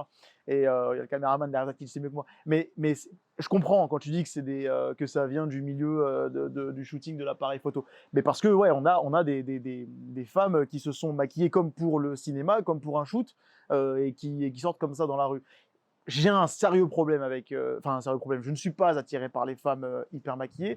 Je suis très attiré par les femmes qui ont une beauté douce. Qu'est-ce que j'appelle une beauté douce? C'est tu marches dans la rue, c'est pas elle qui va exploser tous les regards. Elle est dans la foule. Tu la vois pas forcément tout de suite parce qu'il y a la bombasse, il y a la bimbo, mini-jupe, etc. qui attire naturellement l'œil parce qu'en plus c'est flashy. Non, elle a une beauté douce, donc elle est habillée de manière relativement sobre, classe mais relativement sobre. Elle a un très beau visage, pas du tout maquillé. Alors, je suis pas attiré, mais j'ai rien contre le maquillage. Si ça permet de résoudre des problèmes ou des frustrations, je n'ai pas de souci avec ça. Mais c'est elle qui va me faire péter un câble. C'est la fille, tu la vois dans la foule. Elle n'est pas là en train de claquer les plus gros scores. Elle est magnifique, mais c'est pas celle qui va attirer tout de suite le regard. Et ouais, effectivement, ouais. Et bon, c'est très important ce que tu dis, c'est que la bimbo, c'est elle qui donne le ton d'une certaine manière, parce que comme tu l'as dit très justement, on a l'impression que les réseaux sociaux sont représentatifs de ce qu'on voit tous les jours. La bimbo, on la voit pas tous les jours à tous les coins de rue. Tu la vois peut-être dans certains restaurants fancy, certaines boîtes de nuit, mais bon, quand tu vas faire tes courses à Leclerc, tu vas pas forcément. Ça dépend où tu habites, ouais. Ça dépend où tu habites. Et c'est elle également qui va frustrer la fille que toi, tu trouves jolie, donc Ouais. la fille qui est un peu plus normale, qui passe un peu inaperçue. Elle va frustrer également l'homme qui pense que une femme doit ressembler à ça et il doit être avec une femme comme ça parce qu'il voit des hommes sur les réseaux auxquels il aimerait ressembler et avec des femmes comme ça. Donc, est-ce qu'on peut dire que la bimbo, du moins... C'est une pute. Non, est-ce qu'on peut dire que la bimbo, qui est la version haut de gamme, low cost ou moyenne gamme de Kim Kardashian, qui est le modèle ultime, fait du mal à la société? En fait, la bimbo, elle a que le pouvoir qu'on lui donne. Ah. C'est-à-dire qu'en fait, elle va parler à un certain type de public qui va avoir certaines attentes et qui est finalement, il va avoir ce qu'il mérite. Ok. Donc en fait, en réalité, sa marge de manœuvre, elle n'est effective que parce que il y a beaucoup de demeurés, si tu veux. Ok. Moi, je pense que la femme de valeur, elle fait ni du bien ni du mal. Elle est là. Elle a été produite par l'époque. Elle s'adresse à un certain type d'homme. Et je pense que finalement, elle est tellement exagérée dans l'expression de la féminité qu'elle permet à des femmes d'être remarquées. Est-ce que tu sais ce que tu disais sur la femme qui va avoir quelque chose, comment tu appelles ça, la naturelle, non, la beauté douce, c'est ça? Elle va revaloriser, elle est tellement allée dans une extrême. Ouais, c'est ça en fait. Elle représente tellement un truc très gras, très, tu vois, qu'en fait, elle va finalement remettre l'église au milieu du village. Tu dis, attends, en fait, ok, bah en fait, c'est pas très intéressant, tu vois. Ouais. Et tout d'un coup, mais c'est pour ça que la nature est très bien faite, en fait. Elle va te refocus sur les femmes qui méritent que tu leur accordes de la valeur. Elle va tirer ton œil, elle va peut-être faire fantasmer 10 secondes le temps que tu la croises, puis une pensée en chassant une autre. Et je crois que ça permet aussi de faire le tri, parce qu'une femme qui ne rentre pas, qui ne transige pas avec cette codification-là, ben en fait, ça te facilite le boulot parce que tu sais, ok, elle est dans le refus de ça. Donc en fait, je sais déjà qu'il y a une partie du boulot qui est fait. Donc j'ai une femme intelligente. Donc en fait, c'est beaucoup plus facile parce que tu sais vers quoi tu vas et il y a plein de red flags qui tombent. C'est ça, c'est ça. Je veux dire, ça enlève plein de red flags en fait. Mais ce que tu disais tout à l'heure, moi je ne suis pas sûr que ces fameuses femmes-là, que je considère avoir une beauté douce, qui sont en réalité des femmes hyper privilégiées, hein, parce que pour avoir une beauté douce, il faut être belle naturellement. Ouais.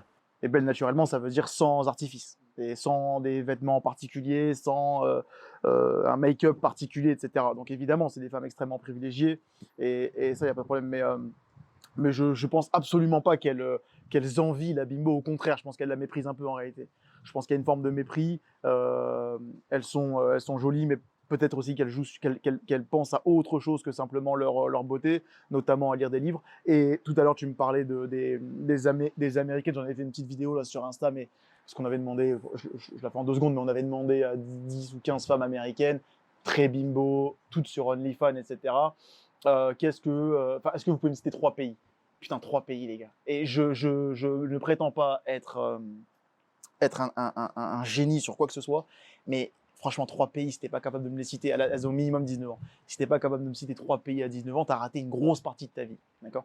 Et typiquement, je conçois 1000 fois, et d'ailleurs, la fille, quand j'ai récupéré la vidéo, il y avait une fille derrière, justement une très jolie métisse, pas du tout make-up, pas du tout bimbo, etc., qui était là en train de rigoler, choquée que la meuf, quand tu lui demandes de me citer un pays, elle dise Tokyo, tu vois. Et ça l'a choqué. Et je crois que cette fille-là, que moi je trouve extrêmement attirante, qui est très présente d'ailleurs en Europe, hein, et plus en Europe que dans les autres pays, n'envie pas la bimbo. Au contraire, je pense qu'elle a une forme de mépris pour la bimbo. Et en ça, la bimbo ne fait absolument pas de mal à la société parce que, comme tu l'as très bien dit, elle va plaire à un certain type d'homme, potentiellement soit un homme qui lui ressemble sur le plan intellectuel, soit un homme qui en a vraiment rien à foutre, qui est là pour claquer de l'oseille et pour se taper une femme sur le champ. Parce qu'effectivement, qu'on le veuille ou non, la beauté pure, cette espèce de beauté naturelle, elle est peut-être un peu plus difficile à convertir financièrement. Voilà. T'as intérêt à amener d'autres choses. C'est en ça d'ailleurs que je suis assez critique sur les mecs qui pensent que c'est en voyageant à l'autre bout du monde qu'ils vont trouver des femmes parfaites. Non, il y a des défauts qui existent en France, il n'y a aucun problème, mais il y a des énormes défauts aussi qui existent là-bas, et très souvent les mecs font le chemin retour en réalité. Est-ce qu'on peut dire que la bimbo, bon, vu qu'elle s'exhibe, c'est une pute? non, objectivement. C'est complètement fou ce mec. Il faut dire pute en fait. C'est comme les enfants. Tu sais, quand ils apprennent un nouveau mot, ils le disent toute la journée. Ouais. Pute. Non, mais objectivement, est-ce qu'on peut dire que c'est. Non, mais est-ce qu'elle s'exhibe déjà? Alors, qu'est-ce qu'on appelle la bimbo? La bimbo, c'est que c'est quelqu'un qui exhibe ses formes. Quelqu'un qui a des gros seins, qui a un gros cul, tu la vois arriver de loin, quoi. Ouais. Non, parce que des fois, t'as des meufs, elles kiffent le corps qu'elles ont, elles en fait du bon. Parce que les hommes qui ont fait de la muscu et qui mettent des trucs très serrés, tu vois. C'est des putes. Bah, c'est pas forcément des kékés, tu vois. Il y en a. Les mecs qui mettent des débardeurs. Ou qui sont fiers d'eux-mêmes. Non, mais c'est vrai, tu vois, je comprends. Mais t'as des femmes, elles peuvent être fières du corps qu'elles ont et tout, et moi, je trouve ça très, très bien. Non, c'est pas ça. En fait, la bimbo, c'est un corpus. C'est-à-dire qu'en fait, elle est dans ce qu'on appelle l'ère. Tu sais, il y a eu le Jurassique, on est dans le Pétacique, tu vois, actuellement. Et en fait, le Pétacique, c'est un ensemble de données qui fabrique la bimbo. C'est-à-dire que non seulement il y a un QI d'huître, il y a une vulgarité inhérente à elle qui est vraiment débordante, il y a des sujets de prédilection, il y a la destination de vacances qu'on connaît, il y a la Fiat 500 ou la Mini, tu vois. Ouais. Enfin, on les connaît, tu vois. On les connaît, en fait. On sait déjà à quoi. Donc, en fait, la bimbo, c'est comme le bobo, finalement. C'est une catégorie sociologique de gonzesse. Bon. Moi, je dirais que la bimbo, si tu veux. Ouais. Non, vas-y. Non, je vais juste rajouter très souvent issu des milieux populaires. Plutôt populaires. Bien sûr. La bimbo, c'est pas plus une pute qu'une autre parce que finalement, une meuf qui va se vendre mais de manière beaucoup plus intelligente, elle est dans le même processus. Là, même limite des deux, il y en a une qui va être encore moins une pute parce qu'elle a moins de métier, tu vois. Ouais. Donc elle va moins bien se vendre, tu vois. Donc peut-être que des fois, une meuf plus éduquée qui ressemble à une fille plus éduquée, ça va plus une pute qu'elle. Non, c'est pas ça, mais en fait, le problème de la bimbo, c'est que on fabrique un futur cadavre ambulant. On fabrique une future dépressive. On fabrique une future femme qui est passée à côté de l'essence de la vie, en fait. Voilà. Parce que trop de strass et de paillettes, pas assez de substance. La substance, c'est ce qui fait tenir. La mode se démode, la classe est éternelle, quoi, tu vois. Et le physique aussi se dégrade. Ça. L'âme, en fait, le parallèle qu'on pourrait faire, c'est que l'âme, il n'y a pas d'âme, tu vois. Et en fait, quand le physique n'est plus là, il reste l'âme, et s'il n'y a pas d'âme, il ne reste plus rien. Ouais. Donc, ça fait des femmes complètement névrosées, qui font des gosses à la va-vite avec des mecs qu'elles choisissent à la va-vite. Donc, ça va fabriquer des armées et des armées de Goliot, si tu veux. Voilà. Mais c'est pour ça que je te dis, je comprends hein, l'idée de critiquer les femmes de chez nous, parce qu'on a grandi avec, parce qu'il y a une espèce de relation un peu chien-chat entre nous, voilà, on se tacle tous, il n'y a aucun problème, mais on a quand même de la chance de vivre dans une société, parce que c'est quand même extrêmement rare dans le reste du monde. Et pour avoir connu les autres continents, c'est extrêmement rare de vivre dans un univers où en fait la bimbo ne représente pas la majorité. Et c'est extraordinaire parce que je sais que la majorité des mecs qui nous suivent, qui nous regardent, ne sont pas attirés par ces filles-là. Alors, tu dis que tous les hommes n'aiment pas les bimbos. Ok. Si t'as une meuf avec une taille fine, ouais, des gros seins, un gros cul, ouais, qui te dit à quatre pattes, viens, prends-moi, ouais, c'est comme les meufs qui disent ouais, j'aime pas les mecs musclés. Bon, si ton mec il a des abdos de ouf et des pecs comme Léonidas dans 300, bon, je pense que tu vas pas dire non, tu vois. Ouais, mais si la fille elle a été touchée par la grâce de la génétique, c'est pas parce qu'elle a des gros seins et un gros cul, c'est une bimbo. Non, c'est de la manière de laquelle elle se met en scène. Ah non, mais là c'est autre chose. Voilà, d'accord, là c'est autre chose. Parce qu'en fait, oui, il y a des filles qu'on déforme, mais qui ne se sexualisent pas. Et ben si tu me poses la question, non, je préférerais 1000 fois aller vers la fille beaucoup plus naturelle, qui peut très bien avoir de très belles formes, mais qui est beaucoup plus naturelle et qui n'a pas cette apparence de bimbo, ouais, clairement. Donc pour conclure cette vidéo sur les femmes, les amis, comment t'aimerais la terminer? Bah écoute, les femmes, on ne passera pas à côté. Donc il faut s'intéresser au sujet. En réalité, on adopte des positions qui certaines fois sont caricaturales. Il y a encore de très très braves femmes et il y a encore des types qui valent le coup. On est dans une époque où tout est fait pour que les relations soient compliquées, que ce soit la guerre entre les sexes. Donc c'est une bataille comme jamais on en a mené. C'est-à-dire que paradoxalement, c'est aujourd'hui que c'est le plus facile d'aborder une femme et c'est aujourd'hui où c'est le plus difficile de construire avec une femme. Ouais, c'est vrai. Donc la solution, je ne l'ai pas. S'il y a des gens qui attendaient la solution dans la conclusion, je ne l'ai pas. Moi, je crois qu'il faut être sincère en tout, donner son maximum et Dieu y donne. Et s'il ne donne pas, eh ben, écoute, c'est comme ça. C'est un peu pessimiste, mais je vois pas, je n'ai pas la recette. Alors, juste pour terminer, parce que bon, vu que les femmes sont vouées à procréer, c'est grâce à elles, logiquement, celles qui élèvent les hommes de demain. Il y a une image qui me vient, c'est la mère de Naël, après la mort de son fils, en train de faire du motocross avec les mecs de son quartier, ouais, et en train de faire des selfies et des stories avec Rof. Ouais.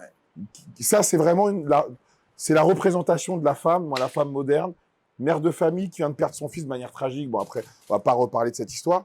Mais qu'est-ce que tu en penses de ça, de cette image de la femme qui était en train d'élever le futur homme de demain, qui s'est fait assassiner, tué par un policier alors qu'il devait être à l'école, à l'heure à laquelle c'est passé, dans une voiture louée, pas par ses soins, qui conduisait sans permis. Qu'est-ce que tu penses de ça? Alors déjà, je vais te donner une information. J'ai participé lourdement à la cagnotte. À sa mort? À la cagnotte. À la cagnotte pour soutenir le policier. Ok. Il a pris combien? Il a pris plus d'1 million, je crois. Et qu'est-ce qu'a pris cette femme? Elle a pris 60 000 euros. Combien? Je ne sais plus, 100 000, je crois. Ah, quand même, 60 000 euros. Mais parce qu'elle a été soutenue par les footballeurs. Ça. Bon, ils ont soutenu, ils n'ont pas donné autant que... Ok, ouais, ils auraient pu donner. Bah, déjà, elle est représentative d'une certaine catégorie de personnes qui sont les femmes de cité, 6e génération immigrée, parce qu'elle n'a plus de lien avec le Maghreb, si ce n'est son blaze et son ex-mari. Et le fait d'y aller une fois par an, 2 semaines. Voilà. Donc en fait, c'est un produit de la banlieue républicaine merdique, si tu veux. Et qu'est-ce que tu veux que je te dise? Mais je n'ai rien à voir avec ces gens-là. Je n'ai rien à voir avec ces gens-là. il y a des gens qui me sont très, très, très étrangers, qui sont de la même humanité que moi, tu vois. Et pourtant, on ne parle pas la même langue et je me vois en eux. Et j'espère qu'ils se voient en moi. Je ne me vois pas en ces gens-là. Alors, je n'irai pas jusqu'à dire que ce n'est pas la même humanité parce que c'est un péché, parce que Dieu a fait qu'une seule humanité. Mais j'ai beaucoup, beaucoup de mal à voir ce qui nous réunit. Moi, les modèles féminins que j'ai, c'est des modèles de pudeur. J'ai beau chercher dans ma famille, il n'y a pas d'exemple, tu vois. Voilà. Et si tu veux, là, en plus, l'enquête a donné, je le dis au passage, tu sais, ça y est, quoi, l'enquête a raison au flic. Okay. Ouais, il a donné raison au flic. En fait, il était appuyé sur le capot, le petit a démarré. Et le coup donc, en fait, paf, le coup est parti. C'était pas volontaire.